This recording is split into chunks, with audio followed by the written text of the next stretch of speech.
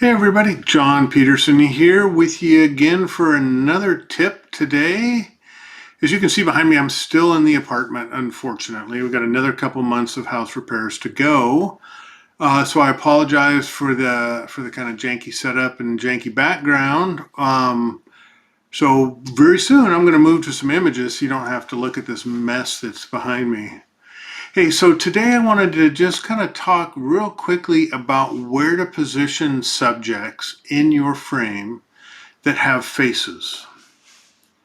Many people, probably already understand where to put a face sort of in the image so it feels natural, it feels comfortable, that type of thing. But I'm going to take this a step further and talk about objects that don't normally be thought of to have faces, but the same concept applies. You still want enough room in front of the face so the face is looking through the image and not looking out the edge.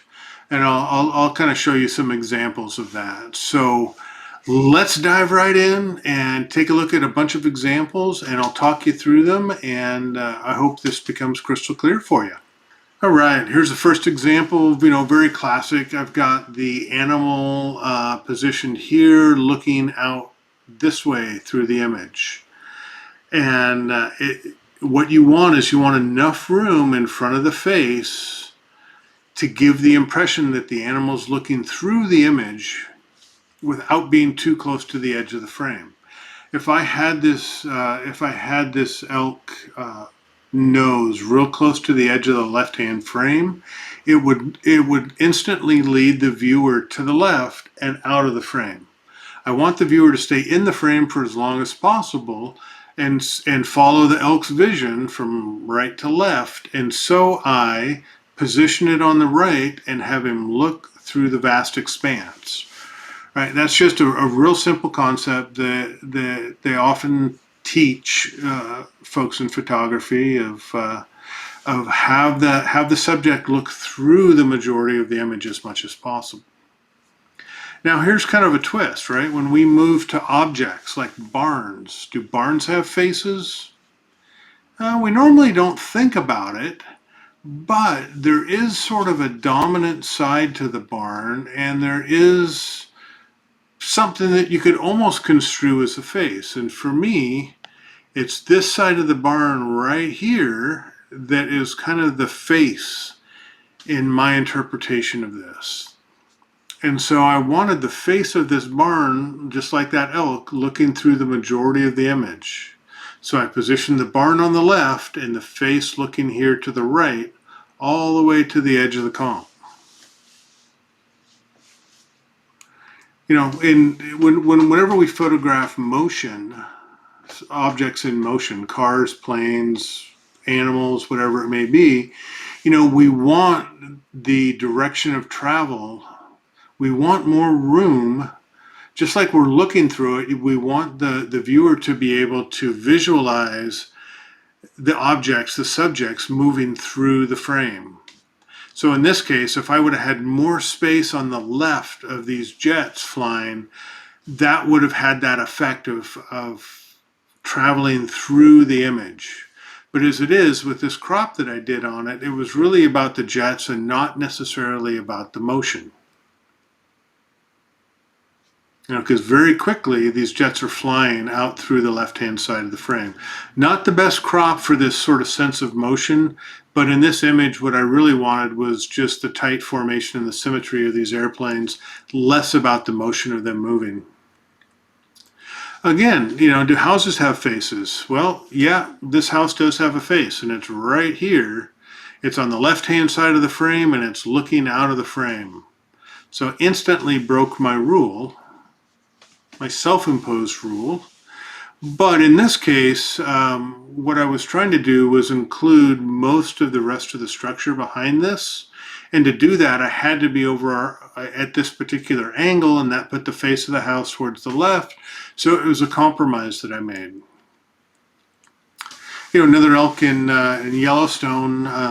This is a couple of years ago out in Yellowstone. And again, we've got the animal looking to the left, and I've got more room out here before they hit the edge of the frame. Coyote, this is Grand Teton National Park in the winter during one of my workshops. And again, I've got motion and face, and I've got a big expanse right over here for this coyote to travel before it hits the edge of the frame. Lighthouse. Well, this is tough because the face of this building is right over here. It's on the right, and it's looking to the right. It's looking out of the frame. But I wanted the lighthouse to be sort of front and center in this composition. And so this is where I had to position myself. So it put the face looking out of the frame. So it's not my favorite, but it still kind of works. Another one with this barn, right? Here's the face of the barn. It's on the right, and it's sort of looking to the right. I wanted to catch the vineyards up here on the hillside behind this barn, so that's why I positioned it the way I did. But again, it just sort of feels like this thing is looking right to the right to the edge of the frame, and it doesn't have enough room to breathe or to travel through the image. I did move myself over to the right and shot the other angle of this barn and shot up the hillside, and I could achieve that effect a little better. Do waterfalls have faces? Well, generally no, but we're so used to, as humans, we're used to viewing waterfalls head on or just at a quarter view. So there's a definite, kind of front to the waterfall, and we interpret that as sort of being a face. And again, when I'm at an angle, I want more room for the water to be, falling and cascading out this direction. I don't want to cram it too close to the left-hand side where the water would flow out of the frame and take my viewer out of the frame. Well, I got a truck, and the truck has a front, and that front is pointed to the left, and it's right on the edge of the left-hand frame. So based on all that I've been talking about, this doesn't work. If this was just an image of the truck, I'd agree with you. But because this is about the truck, it's about the sign, and it's about this building back behind, this does work from the standpoint of it's balanced, and I don't mind that the nose of that truck is right next to the edge of the frame. So this sort of concept of leaving room for the front is really contextual, right? It's really based on the context of where you're shooting it. If it was just a solitary truck, you bet I would want that pointing into the majority of the frame, not out of the frame. Again, Bighorn Sheep with its little kid down below, and he's looking out across the valley. He's looking out through the majority of the rest of the frame to the right. So I positioned him on the left, looking out that direction. I got room to breathe, room to visualize what the sheep is looking at. Again, do waterfalls have faces? No, not really.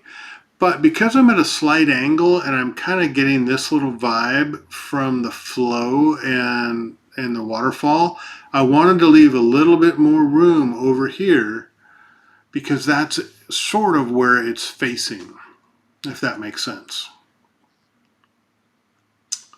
Another lighthouse with an innkeeper house. I can't see the front of that house. I can't see the face of that house. But based on the peak of this roof, I know it's right here.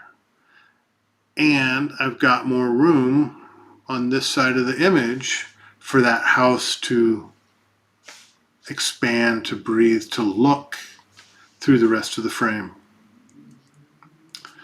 A red fox in Grand Tetons again, and again I've got a sort of a direction of travel from left to right, and I wanted more space on the right to envision this fox walking through the forest. Okay, if he was positioned really close to the right hand side of the frame, It'd be too easy just to leave the image from the right. Boats have fronts, boats have backs, the bow and the stern. Same thing. This boat is not traveling at this moment, but you can still envision a direction of travel. And again, I left more space over here in the direction of travel. Same concept with the Innkeeper house, right? At this angle back in the grasses, this is sort of the de facto face of the house. And I left more room over here on the right. And Bighorn Sheep up in the snow, more room on the left, direction of travel, right? I wanted to have this sheep, just envision him traveling up this slope all the way to the left-hand side of the frame. This was Norway from one of my workshops a couple years ago, and I really love this rock in the foreground and how it led to the church. But because of where I was in the surroundings around this area, this was about the only composition that I could get of the rock and the church. And the face of the church is right here, so it's on the right-hand side of the frame, and it's looking to the right, real close to the edge of the frame. The rock is on the right. It's sort of an unbalanced image, and it's looking out of the frame. Not my favorite. But hey, it was Norway. I was there. I wanted the shot, and I took it. But I was aware of how it was going to be when I came home. I knew it wasn't going to be a wall hanger. Do flowers have faces? Not really. But the center of the flower is often considered the face or the subject, the prime spot of that particular subject. And so where you place the center of the flower, what direction it's pointing, has an impact and is very relevant to what we're talking about here today. And so this flower is kind of pointing to the right, and I've got enough room out here before the edge of the frame so it doesn't feel crowded. Again, animals, right? Easy. Just leave a lot of room over here. It's the direction of where the bear's looking. Same thing with the barn, right? Here's the face of the barn, and I've got room out here to breathe before I hit the edge of the frame. Ooh, do waves have faces? You bet they do. It's even an official term for it. And, in this shot, the wave face is an important part of this image. It's really this right in here. And I wanted to leave enough room to the left that I can imagine this wave coming up, curling over the top, crashing, and leaving the frame. And so it was really important for me how I positioned this frame and that main element in this shot to give that sort of illusion or the freedom to imagine the wave crashing before it leaves the edge of the frame. Ooh, round silo. That's a tough one. Really doesn't have a face, does it? But you know what? This pipe that's sticking out right here that's connected to the silo. I mean, you may not know that it's connected to the silo, but there's something on that side of the silo. And it's another visual element in this shot. And it sort of gives the impression that, hey, this is the front of the silo. And if this is the front, then it's facing this direction to the left, and I want it to have enough room to breathe before I hit the edge of the frame. Same concept here. Here's the face of this old structure. Enough room here on the left. Round barn. Again, no face per se, but these doors here sort of gives me the impression that this is a little bit like the front of a round structure. And again, I wanted more room over here on the right, looking into the image.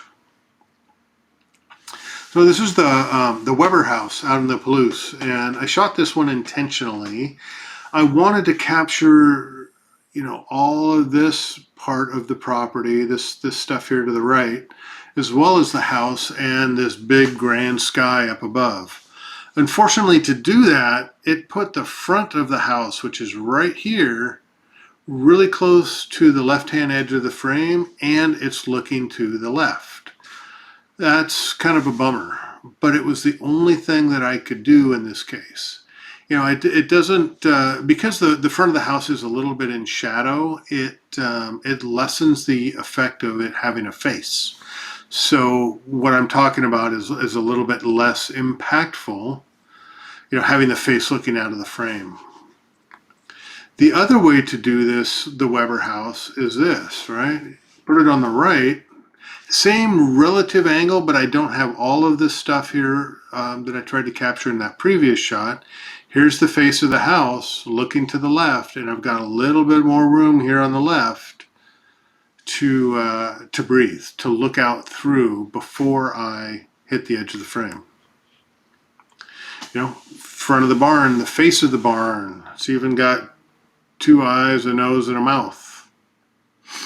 Or maybe this is the mouth, I don't know which. But it's the same concept, right? It's looking to the right. I want more space on the right. Same thing here in the Teton Sunrise, early one morning. The face of the barn is looking to the right. I want more space out here. And lastly, again, just another animal example, right? Bald eagle, looking to the right. I want more space on the right. If that bald eagle, if the crop of this image, if he would have been on the right-hand side of the frame looking to the right, it won't work. Image will not work. And so I intentionally, when I shot this in the field, positioned him towards the left, and then I fine-tuned it with a crop in post and have enough room to imagine that eagle looking out over the landscape, looking for something to eat. So there you go, folks. I hope that was helpful. I hope you learned a little something, or if not, just saw some pretty pictures that you enjoyed. So stay tuned for more, and hit that like and hit that subscribe button if you will. It helps keep me going, and we'll talk to you later. All right, bye-bye.